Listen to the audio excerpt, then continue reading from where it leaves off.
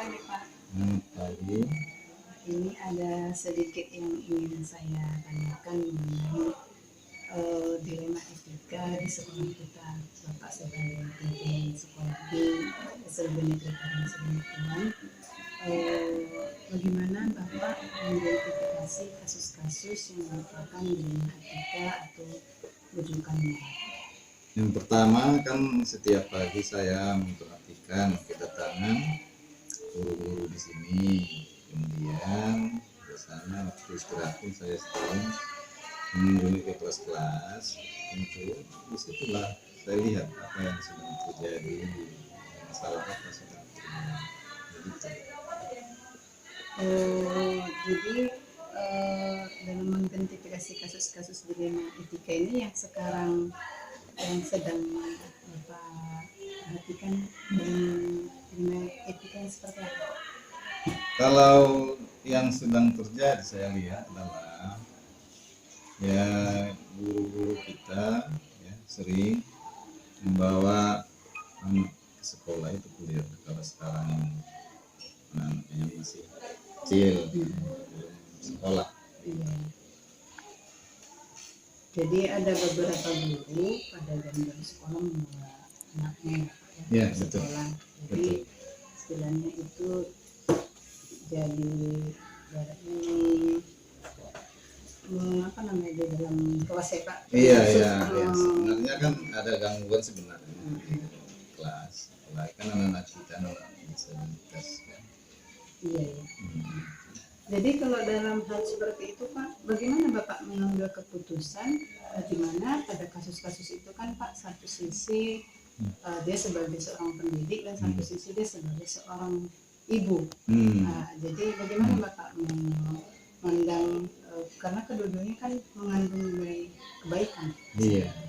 Yang pertama kan guru-gurunya itu yang bersangkutan saya panggil ke ruangan ini, saya tanyakan kenapa ada seperti ini, harus ada di bawah anak di sini. Yang kedua setelah dapat saya itu saya diskusikan guru-guru ya gimana menangani ini, apa memang betulkah si guru ini begitu harus dibawa ke sekolah. Dan kemudian baru nanti saya mengambil suatu keputusan. Kalau sudah saya diskusikan dengan yang bersangkutan, diskusikan dengan guru, ya, bisa kadang-kadang dirapatkan untuk mengambil suatu keputusan supaya lebih bijaksana begitu. Jadi langkah yang Bapak lakukan itu pertama menanyakan permasalahannya apa persoalannya harus dibawa ke sekolah. Kemudian mendiskusikan langkahnya di bersangkutan si guru-guru. Bahkan kadang-kadang kita melalui diskusi dengan kita semua bagaimana solusinya supaya tidak ada merasa terganggu dengan suatu keputusan itu. Terus Pak, hal-hal apa saja yang menurut Bapak dalam pengambilan sudah efektifkah dalam pengambilan kasus-kasus pengambilan keputusan yang dilema seperti ini Pak? Ya sebenarnya dibilang etik mana lah ya kan karena dua sisi. Yang pertama kan memang dia guru, ya kan secara aturan kan tak boleh yang dia membawa karena sangat mengganggu kepada proses PBM kan. Iya. Yang di sisi lain secara umum guru-guru kita yang kejadian seperti itu adalah yang masih statusnya honor itulah dari masalah kita. Seandainya pun nanti terlalu keras kita buat tak boleh membawa anak sama sekali kan dari mana pula nanti dana dia untuk menitipkan itu anaknya ya kan. Bisa lah nanti kalau nanti ke situ harus dibuat nanti apa pula dari makannya. Ya sebenarnya kita di sini keputusan itu sebenarnya tak bisa dibuat secara murni, harus Iya. ya kadang dikasih juga, ditarik ulur juga lah istilahnya. Gitu. Jadi hal-halnya itu jadi tantangan lah buat Bapak ya, untuk betul. menertibkan peraturan secara sesuai dengan peraturan sesungguhnya. Nah. Jadi tantangan tersendiri lah buat Bapak ya, Iya, karena iya, betul. kita masih menggunakan rasa peduli ya Iya. Pak ya. Ya, sebagai manusia kan itu kita kan negara Pancasila harus juga adalah rasa kemanusiaannya. Ya. Iya. Nanti kalau tak ada rasa kemanusiaan nanti orang membenci kita nanti kan. Gitu. Ini ada lagi Pak, bagaimana Bapak untuk menyelesaikan kasus dilema etika tersebut? Apakah Bapak memiliki jadwal untuk menyelesaikannya, prosedurnya, atau bagaimana Pak? Ya tergantung situasinya, kalau kita lihat harus mendesak kan? Ya kita usahakan secepatnya supaya dia ada penghentian. Iya. Itu tergantung situasinya. Contohnya kan ya kalau udah menjelang nanti kita ujian kan harus cepat, nanti janganlah adalah pengertian dari dia, usahakan supaya nanti si anak ini tak jaga mengganggu ke jadwal ujian. Iya. Kan dia pun dewasa mengelola kelasnya dalam ujian tersebut. Gitu. Berarti Bapak tetap kalau sifatnya mendesak, Bapak secara betul. langsung menulis langsung segera. Iya, tanpa supaya harus mengatur jadwal ya Pak iya, ya. betul. Iya. Situasinya lah Iya. yang menentukan, tergantung situasi. Betul. Ini lagi Pak, apakah faktor-faktor yang membantu Bapak untuk mengambil keputusan dilema etika tersebut? Adakah yang membantu Bapak, atau bagaimana Bapak bekerja sama di sekolah untuk menyelesaikan masalah kasus-kasus dilema etika ini? Menurut saya seluruh stakeholder di sekolah ini sangat membantu, mulai daripada sama guru kita, ya, sama guru sangat membantu, sangat peduli. Kemudian kalaupun di sini kan ada komite kita, dia juga sangat membantu solusinya. Kemudian orang-orang tua juga yang tiap hari kan terjemput anaknya. Kalau kita memanggil orang itu supaya bagaimana selesai solusi, orang itu juga membantu. Stakeholder yang ada di sekolah kita. Semua mempunyai kewajiban untuk membantu menyelesaikan. Merasa ada peran. Iya. Satu lagi nih Pak, pertanyaan terakhir, apa yang bisa Bapak ambil pelajaran atau pengalaman ketika mengambil keputusan yang membuat Bapak dilema etika seperti ini? Ya, pengalaman dari sini yang pertama kan tidak semua sesuatu aturan itu harus dibuat secara ya sesuai dengan apa istilahnya, tertib lah. Tertib. Tidak bisa harus tertib ini begini harus sesuai aturan, sesuai prosedur. Ya, tidak bisa seperti itu karena tergantung pada permasalahannya. Seperti inilah, mana bisa kita membuatnya sesuai prosedur. Harusnya guru yang membawa ke sekolah anak tidak boleh karena sangat mengganggu. Karena di sini ada pertimbangan kemanusiaan. Seperti yang aku bilang tadi, rata-rata kan yang keadaan seperti itu adalah masih berstatus sebagai guru tidak tetap. Mungkin karena kalau contohnya dia seorang yang PNS kan bisa kita tindak, ya cari sendiri siapa yang nanti anaknya supaya ada yang menjaga, mana urusan sekolah. Kalau ini mana bisa seperti itu kan? Kasihan juga lah. Sini harus banyak pertimbangan. Ya, biasa satu aja kebijakannya itu sesuai pertimbangan. Itulah yang dapat pelajaran dari kita ya. Jadi tidak semua aturan itu kita tertibkan sesuai dengan prosedur. Makanya dia fleksibel ya Pak ya. Mengikuti prosedur tak bisa. Ada juga sisi kemanusiaan yang harus kita ambil, pertimbangkan untuk menyelesaikan kasus-kasus ini. Oke Pak, terima kasih atas kesempatannya Pak. Semoga hal-hal seperti dilema etika ini bisa kita atasi dengan baik di sekolah kita, dan Bapak sebagai pimpinan bisa mengambil keputusan yang bijak. Terima kasih atas waktunya Pak. Ya, selamat siang. Terima kasih atas kesempatannya yang diberikan kepada saya Bu Sapran menyediakan waktunya untuk sedikit wawancara mengenai hal-hal yang kita rasakan di sekolah itu.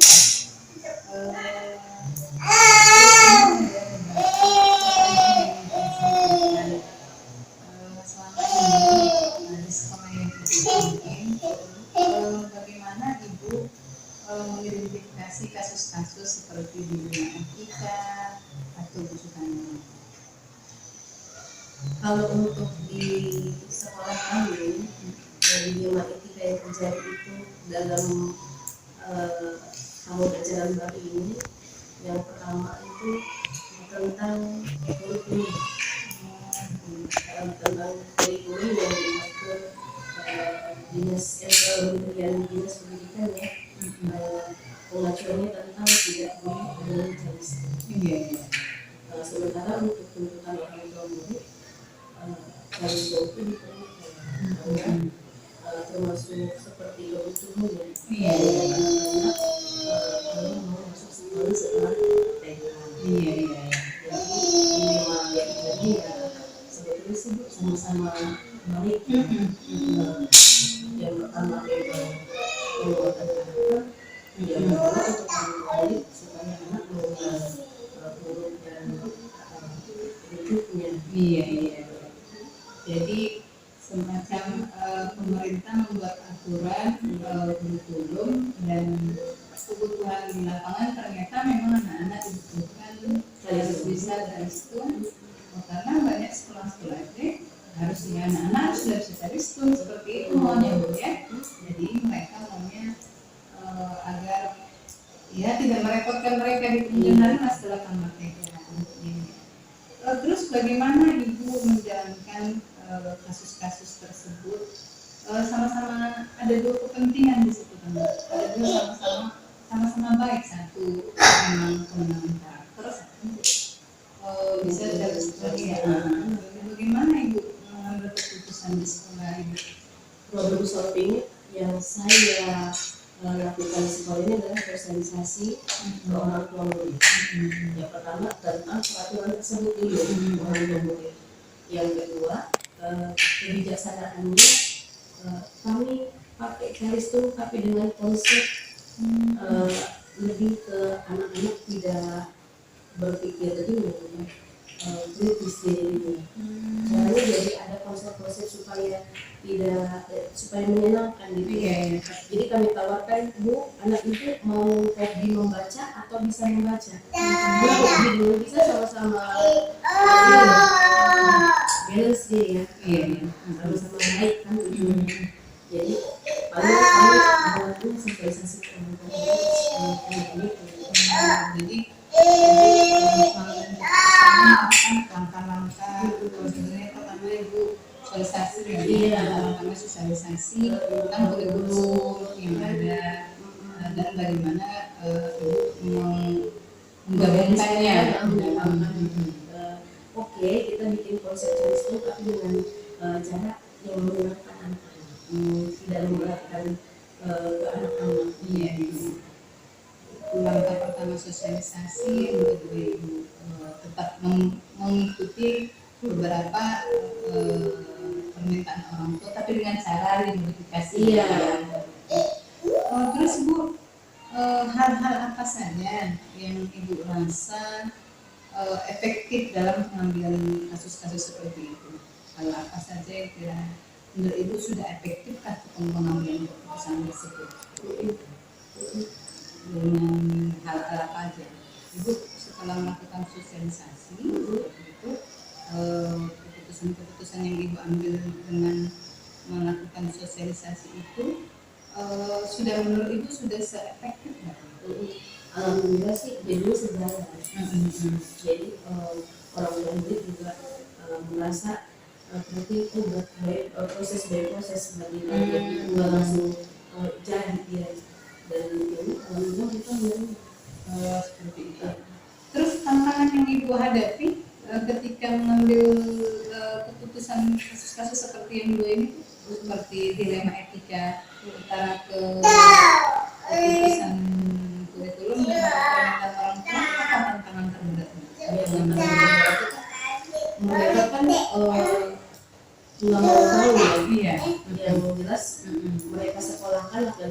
sekolah itu sekolah swasta ya kan. Kalau buat dari keputusan kementerian atau apapun mereka nggak mau tahu gitu ya. Cuma perlahan-lahan apa namanya dikasih tahuin baik dari face-to-face, sosialisasi, dan kami juga bikin contohnya nyata ada memang kalau dibuat harus terlebih dahulu tidak sembarangan hal yang rusak di SD-nya. Pemahamannya kayak begitu. Terus ini Bu, ketika Ibu menemukan kasus-kasus seperti ini, apakah ada jadwal tertentu Ibu menyelesaikan kasus-kasus dilema yang seperti ini? Apakah Ibu menyediakan tempat atau harus ada bentuk atau prosedur tertentu Ibu lakukan? Iya, alhamdulillah sih kalau sekarang kita udah lebih pakai buku-buku ya. Oh, gitu. Jadi apapun keluhan mereka supaya ranahnya enggak meluas kemana-mana, jadi introvert dia bikin bukunya itu. Kalau memang mau ada kebutuhan yang lain, mereka bisa keluarkan ke sana dan mereka bisa didiskusikan. Oh, berarti memang sudah terprosedur lah ya, Iya. dalam bentuk diantisipasi dengan membuat buku-buku. Iya. Jadi untuk menyelesaikan masalah dilema yang ini, Iya. membuat waktu tertentu dengan bentuk buku-buku. Jadi setelah tahap pertama dari sosialisasi, dan berikutnya Iya. Dan yang kedua, saya mau konfirmasi ke SD-nya juga. oh, gitu. Ada peraturan yang ini. Iya, iya, iya. Jadi kalau seumpama kami kan jadi kami kan ada beberapa unit. Iya. Jadi ada pengambilan langkah. Kalau misalnya mau prosedur peraturan penjagaannya sudah seperti itu. Jadi mereka juga tahu. Oh, jadi ada semacam kita juga harus mensosialisasikan ya di Iya. sekolah, Iya. di sekolah yang bersangkutan. Jadi tuntutan itu jadi ibaratnya nggak kayak dulu lagi gitu, nggak ada komunitas. Kalau sekarang itu ada komunitas itu juga ke SD gitu ya. Jadi SD juga tahapan menuntut spesialis itu alhamdulillah ya. Jadi Ibu sejauh ini membuat prosedur penyelesaian dilema etika itu dengan sosialisasi, kemudian mensosialisasikan ke SD juga ya, kepala SD juga. jadi memang dibuat waktu tertentu ya dengan proses tertentu. Terus ketika Ibu menyelesaikan masalah-masalah pengambilan keputusan dari etika seperti ini, faktor-faktor yang selama ini mendukung Ibu atau mempermudah membantu itu siapa saja? Yang pertama dari undang-undang pemerintahan itu Iya. ya. Karena di undang-undang itu jelas kan memang bahwasanya sekarang di pendidikan PAUD itu tidak menuntut akademik tapi pendalaman. Iya. Kemudian yang terlibat untuk menyelesaikan kasus ini orang-orangnya Selain dari kami, memang ada juga dari dinas pendidikan. Himbauannya memang sudah tertulis iya. Jadi peraturan itu dijadikan acuan dia untuk membentuk menyelesaikan itu, kemudian mungkin yayasan Iya. diperlihatkan Iya. guru dan guru SD ya. Iya. Dari semua yang telah kita sampaikan, apa yang bisa Ibu ambil pembelajaran untuk yang bisa Ibu petik dari keputusan-keputusan yang Ibu ambil ketika mengalami dilema? Pembelajaran pengalamannya Yang pertama tidak bukan langsung menerima dan menolak ini. Iya. Jadi saya menimbang. Iya. Yang pertama menimbang yang mana yang banyak kebaikannya. Iya. Gitu. Terus yang kedua sih sebetulnya di sini ya pemberitahuan informasi di bahasa yang bisa mungkin mereka paham. Jadi tidak ada terjadi miskomunikasi. Iya. Jadi keputusan yang kita ambil itu sudah kita pelajari terlebih dahulu, kemudian kita mempertimbangkan banyaknya nilai kebaikannya mengacu ke murid kemana ya. Dan alhamdulillah kan pernah 3 bulan ini juga belum ada sih yang saya dengar bosan sekolah udah mulai hilang tuh, karena konsep baru yang dimunculkan itu kita terus buat. Iya. Jadi ketika membuat keputusan, pembelajaran yang kita ambil adalah bagaimana keputusan itu lebih banyak manfaatnya ya, banyak kebaikannya. Terima kasih atas kesempatannya. Semoga kedepannya tetap semangat memimpin sekolah yang dipimpin di TK Yayasan ini. Terima kasih atas kesempatannya. Ya, sama-sama.